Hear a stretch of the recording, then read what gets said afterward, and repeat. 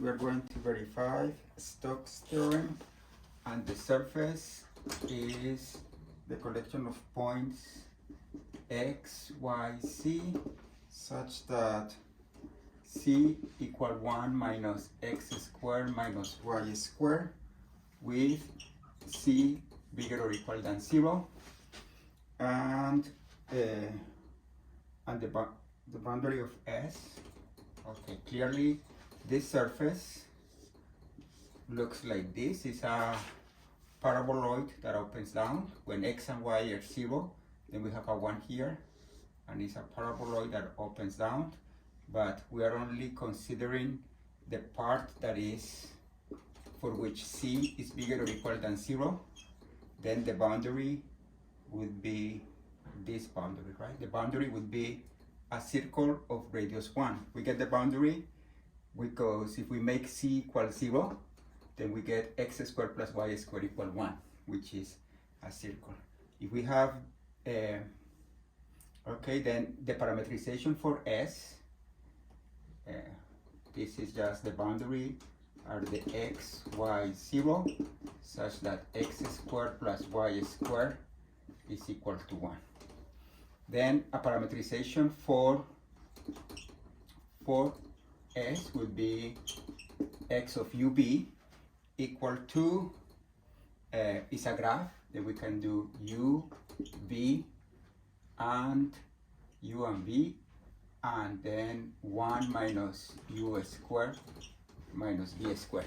That's a parametrization for the surface. And we want to verify the Stokes theorem with f equal to c x and 2x c plus 2xy. Okay, that's what we want to do. Then let's compute the x of u. X of u would be 1, 0, negative 2u. The x of b would be 0, 1, negative 2b. Then the cross product, x of u cross product with x of b would be positive 2u. Here you get positive 2b. And here you get, when you cover this, you get a 1. Okay? Then the normal vector points up, and then we need to provide an orientation for this. The normal vector points up, right here at this point is in this direction. Then we need to provide an orientation in such a way that when you walk through the boundary, your left hand is pointing to the surface. Then this should be the orientation. And then parametrization for the boundary will be alpha of t equal to cosine of t, sine of t, and 0. This is the x of u cross x of b, and now we need to compute the curl of f, right? Then to compute the curl of f, we do I, j, k, partial with respect to x, partial with respect to y, partial with respect to c, and here you have, this is a c, x, and here we have 2xc plus 2xy, and this is going to give us partial with respect to y is just 2x, right, minus 0, and then here we have 1 minus, partial with respect to x, 1 minus 2c minus 2y, and the last one would be 1 minus 0. Right? That's the curl. And then Stokes theorem says that the integral over s of the curl of f dot ds is equal to the integral over the boundary of S of f dot ds. This is the alpha prime of t dt. Then let's find this part. To find this part, the ds in this case, this is lowercase s and this is capital S, right? This is the surface. The ds, the dot ds, would be doing the dot product with the derivative of this, which is negative sine of t,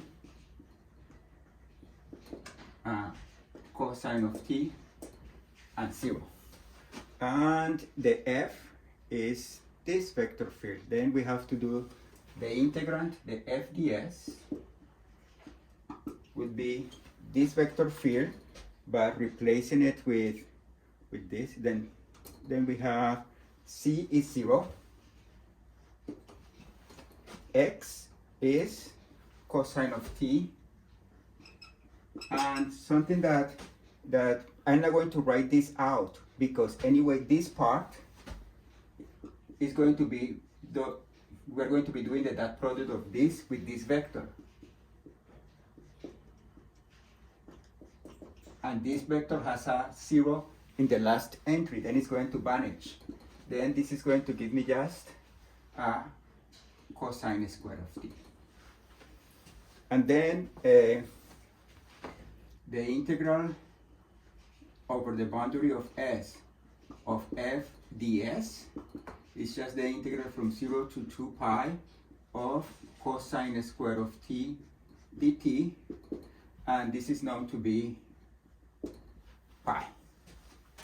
Okay, then this is the right hand side. Let's work the left hand side.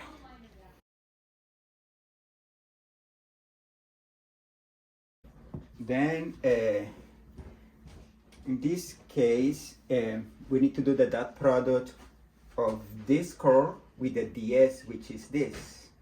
Then it will be the integral. Here the domain is going to be the disk of radius 1, because that's the domain of this parametrization. Disk of radius 1. Disk of radius 1. And this part would be 2x, that means 2u, comma, 1 minus 2 times c, and c is 1 minus u squared minus b squared, minus 2y, and y is b. And the last entry is 1, and then that product with this is the ds, right? Then it will be that product with 2u, 2b, and 1, and here it will be just the dx dy.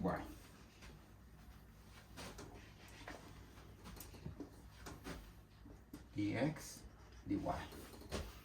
Then this is the integral over the disk, and what do we have here? We have a 4u squared, and then I have plus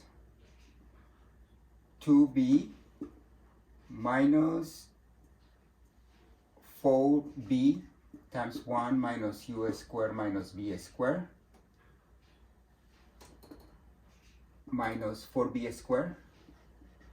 So here multiplying this with this and this, right? And then plus 1 dx dy. And now I don't need this anymore.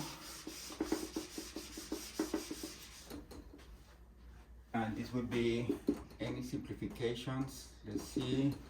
We have a 4u squared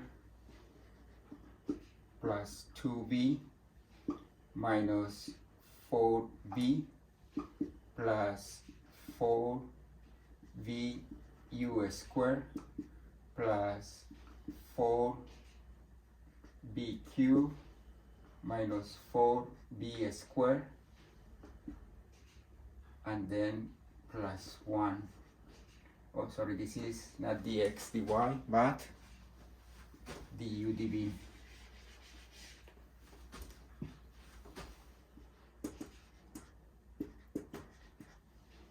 And then here we have du dv. The integral over the disk of 4u squared. Now this integral is easy to do. I can factor a b here. It will be plus b times 4u squared plus 4b squared minus 2 minus 4b squared plus 1 du dv. And I think let's just make a guess here. This integral over the disk of 4u squared minus 4b squared du dv, right? This integral plus the integral over the disk of b times 4u squared plus 4b squared minus 2. And then it will be plus